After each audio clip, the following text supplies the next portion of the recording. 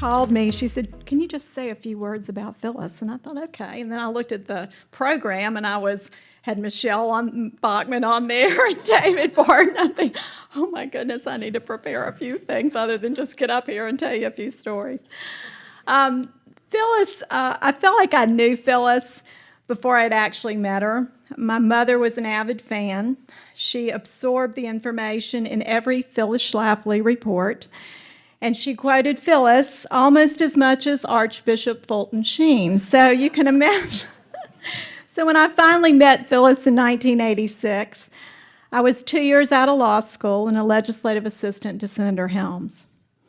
If you remember, Anthony Fauci was on the scene then. It was a time when the homosexual rights movement was using the AIDS issue to promote their agenda. The senator was attempting to return it to its rightful place as a public health issue, and Phyllis came to help. And that's when I met Phyllis. She provided invaluable help on that bill. We were able to offer the bill as separate amendments on the floor, and many of those provisions passed, and some of them are still in law today. Throughout my time in the Senate, Eagle Forum provided valuable support on a number of issues: abortion, education, Planned Parenthood, Title X. I handled all the mundane issues, as you can tell. In fact, there was a funny story. One of the staffers said, "You know, when I saw you going to the floor with a big, thick binder, and I was going the other way on the trolley, I would turn around and go back to the Senate floor because I knew there was going to be an explosion." All the issues I handled and all the victories that we had, in large part, and I was telling Tabitha this, it was because of Phyllis and because of the help Eagle Forum provided. My most memorable interaction with Phyllis came a few years later. I had left the Senate, gotten married, and was in the process of having eventually 5 children. I was pregnant with my second child, and I got the call. There were efforts underfoot to remove the pro-life plank from the Republican platform, and a woman by the name of Ann Stone made it her mission in life to strip the Republican platform of its pro-life plank. When Phyllis heard of the plan, she jumped into action, and she started RNC for Life. And through that organization, with the help of Eagles around the country, she identified, recruited, trained delegates to serve on the platform. I ended up chairing the subcommittee which handled the pro-life plank, and I happened to be 5 months pregnant. And in those days, the platform committee lasted a week, and we worked through the subcommittee and through the full committee. Phyllis sat on the front row of the subcommittee hearings next to Ann Stone. And later in the week, the full committee hearings, she was spurring us on, taking interviews with hostile press, and keeping our small but mighty band together. And you all know what happened. We beat back the opposition. The plank stayed in place, and Ann Stone and her crowd slithered away in defeat.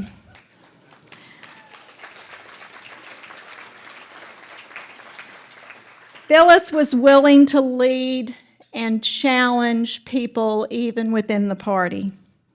It came in 1996. I was on the platform again at the behest of Phyllis, and this time the anti-lifers realized they needed the heavy hitters on their side. The goal was not to remove the plank, but to add this apology language at the end. We know other people disagree with us, but blah, blah, blah, blah. We understood as Republicans that this was not going to work as pro-lifers. The anti-lifers in the party convinced none other than Henry Hyde, who was going to be the chairman of the platform committee, and Bob Dole, the Republican nominee, to go along and support and encourage and insist on this language. Phyllis wasn't fazed. She and her team recruited, organized, and trained delegates again, and the night before the platform committee began, there was a meeting. She had these dinners the night before the platform. She identified the conservatives, brought them together, and we trained them. And Phyllis had a meeting of conservatives. It was this big secret meeting, and we were all there. There were about 30 of us, 30 or 40 of us there. Henry Hyde invited himself to the dinner and asked to speak to us. He stood up and demanded that we add the apology language. Henry Hyde. All of us were just dumbfounded. And one by one, I learned well, so I stood up first, and I said, Henry Hyde, Congressman Hyde, my family thinks you hung the moon, but there is no way I can agree to this language. And one by one, there were 10 of us who got up and said, we cannot agree to this language. We all sat down, he got up, and he walked out. And one of the delegates told me that he said to one of the people with him, we can't control these people.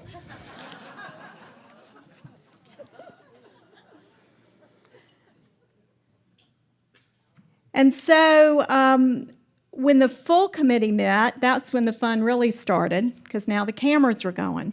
Phyllis sat in the front row. We really only had about 15 conservatives who would walk over ground glass before they let this apology language go in to the plank, but the other side was very scared. And anytime we raised any issue, they thought it was a test vote on the pro-life plank. Phyllis was summoned to Bob Dole's campaign office several times, up and down, up and down, up and down, trying to get her to relent, give up. She later told me that the last time she went up there, Dole relented, and this was before the age of cell phones. They pulled the phone out of the wall so he could not call back and change his mind. Phyllis won, and it's because of Phyllis that the platform has remained pro-life ever since. After that, they gave up. But her work wasn't done. Every 4 years, 2000, I think that was Philadelphia or New York, 2004, 2008, 2012, every year after that, because the platform is abortion's very important. It's important to all of us, but there's other issues. And she continued to identify, encourage, organize, and train delegates. And through her efforts and the efforts of the delegates willing to serve, the platform today is more conservative than it has ever been on education, immigration, thanks to on the religious liberty issues, thanks to Kelly Shackelford. He served one time with me. And Chris Kobach on immigration, elections, family issues, law enforcement, foreign policy, all of these things and all of this language in that platform is because of Phyllis Schlafly.